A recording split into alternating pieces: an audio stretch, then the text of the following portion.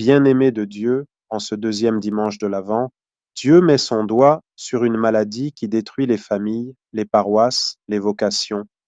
Il s'agit du cœur endurci plus dangereuse encore que la tiédeur dont nous avons parlé dimanche dernier. Pour comprendre ce thème, revenons au temps d'Isaïe dans la première lecture. Le peuple priait beaucoup, mais vivait mal. Ils adoraient Dieu au temple et écrasaient les pauvres dehors. Ils chantaient des psaumes, mais ne pratiquaient pas le bon droit et la justice. Ils connaissaient les rites, mais pas la charité. Ce décalage existe encore aujourd'hui, dans nos paroisses, dans nos groupes, dans nos familles. Certains tiennent le chapelet, mais tiennent la rancune en secret. Certains chantent Alléluia, mais vivent dans la jalousie et l'hypocrisie. Isaïe annonce alors un roi rempli de l'esprit, pas rempli de religiosité vide, un roi qui regarde le cœur, pas l'apparence, un roi qui défend les petits, pas les égaux. Un roi vrai, authentique, ce roi préfigure le Messie. Le chrétien aussi est un roi de par son baptême. Il doit donc être juste et non un chrétien fake.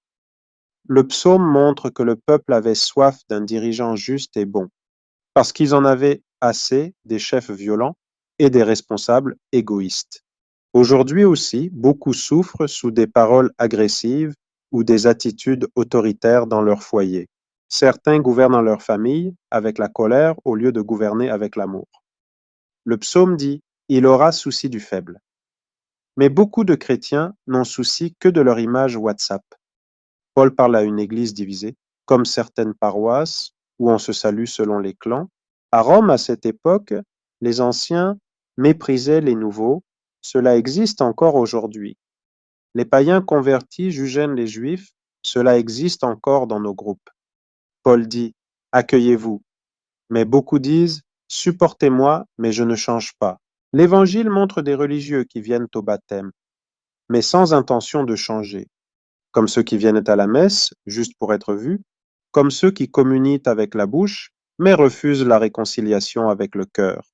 Jean-Baptiste leur dit: Produisez des fruits, pas des discours, pas des masques, pas des apparences. Le cœur endurci, c'est le cœur qui dit: Je ne pardonne pas. C'est le cœur qui dit: Je suis comme ça, je ne changerai pas. C'est le cœur qui dit: On me doit respect, mais je ne dois rien à personne. C'est le cœur qui se cache derrière la prière pour éviter la conversion. C'est le cœur qui a toujours une excuse pour ne pas aimer. Le cœur devient dur à force de blessures non guéries, à force de jalousie répétée, à force de mensonges accumulés, à force de comparaisons malsaines entre frères et sœurs. On voit ce cœur dur dans les familles, où l'on vit côte à côte sans vraie parole.